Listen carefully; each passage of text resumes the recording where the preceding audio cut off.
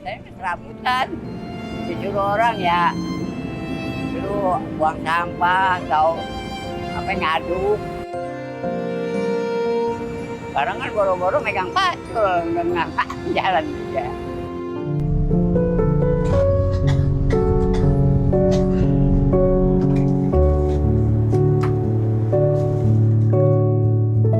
Hari menjelang siang, saat kakek Jumadi 65 tahun dan sang istri Supriyati 60 tahun sedang bersiap-siap. Sang cucu Rizky Ramadhani 13 tahun masih terlalu ngantuk dan bermalas-malasan di atas kasur berukuran 180 kali 120 cm untuk mereka bertiga tidur. Cucu kesayangan satu-satunya ini masih duduk di kelas 1 SMP dan baru masuk sekolah pada siang hari. Sebenarnya masih ada anak laki-lakinya 34 tahun yang tinggal di kontrakan sebelah.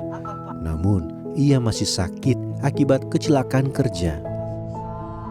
Kontrakan yang hanya berukuran 3 kali 2 meter ini membuat semakin terasa sesak oleh mereka bertiga. Segelas teh dan sepotong kue sisa kemarin menemani kedua pasangan ini bercengkerama.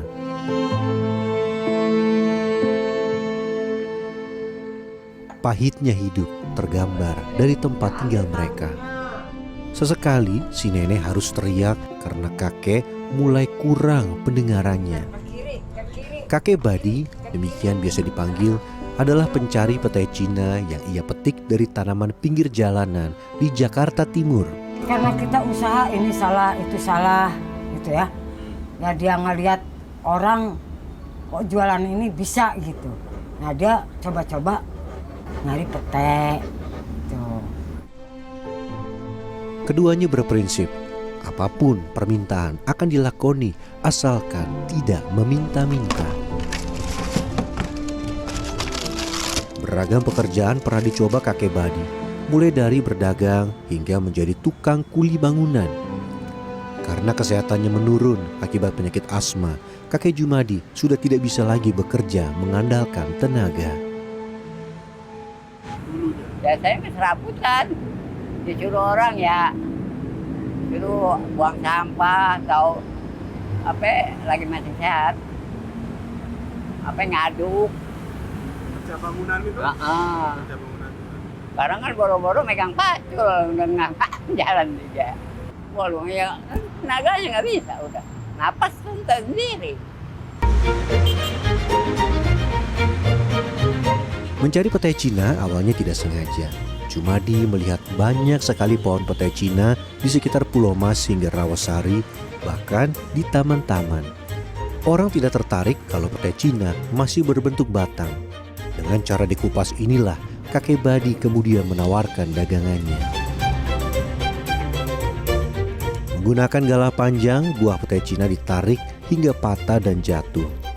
Barulah dari ranting pohon ini diambil dan dimasukkan ke dalam karung plastik yang dibawanya dari rumah. Kan tadinya kan nyari ini bayam, keliling tiap danau kan pinggirnya kan pasti ada tanah kosong, pasti ada bayam kakap.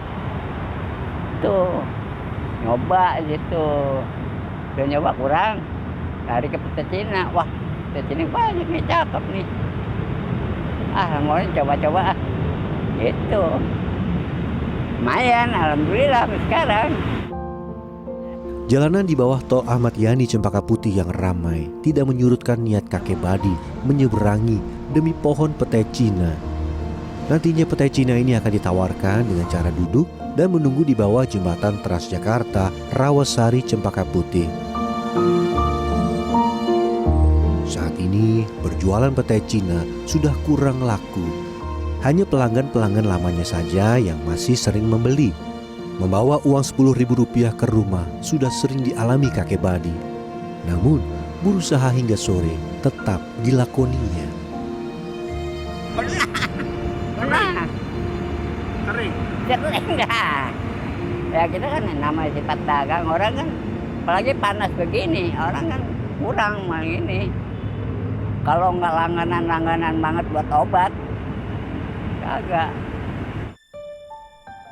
Lokasi rumah hingga tempat berjualan kakek lebih dari 4 kilometer. Karena kesehatannya sudah jauh berkurang, kakek Badi harus sering beristirahat setelah beberapa langkah berjalan. Apalagi akhir-akhir ini udara Jakarta memburuk, membuatnya lebih cepat kelelahan. Beruntung siang ini ada yang membeli dagangannya. Kebetulan saya kerja di sini, area sini. Terus ya kasihan lihat bapak jualan pete Cina, ya saya beli aja. Kebetulan juga saya suka buat bikin potok apa gitu kan, bisa di rumah.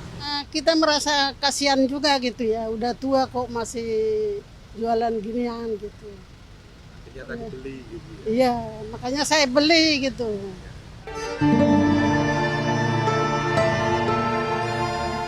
Memang jika tidak ada yang membeli, kakek Badi bisa berjualan hingga sore menjelang maghrib. Ya Allah, kalau soal khawatir mah khawatir Pak. Biar bagaimana juga namanya orang keluarga. Apalagi kalau lagi hujan, angin, apa enggak nih hati kayak orang mendingan diri saya sendiri Pak daripada dia. Masalahnya kan dari penyakit. Bakal peribahasanya kalau saya masih sehat. Nenek Supriyati membantu ekonomi keluarga dengan mencari rongsokan botol-botol bekas di sekitar daerah Perumpang Jatinegara. Nenek Supriyati sebenarnya enggan mencari rongsokan sampai jauh. Pengalaman ditangkap Satpol PP dan menginap beberapa hari di penampungan membuatnya trauma hingga saat ini. Saya nggak tahu kalau ada Satpol PP, totonya saya lagi nunggu dipegang. Bagi kakek Badi dan nenek Supriyati, harapannya sekarang tertumpu pada sang cucu yang masih sekolah. Mereka berharap cucunya bisa menjadi orang sukses agar tidak hidup kesusahan seperti saat ini. Kartika Bagus, Kurnia Yuniarwan, Jakarta.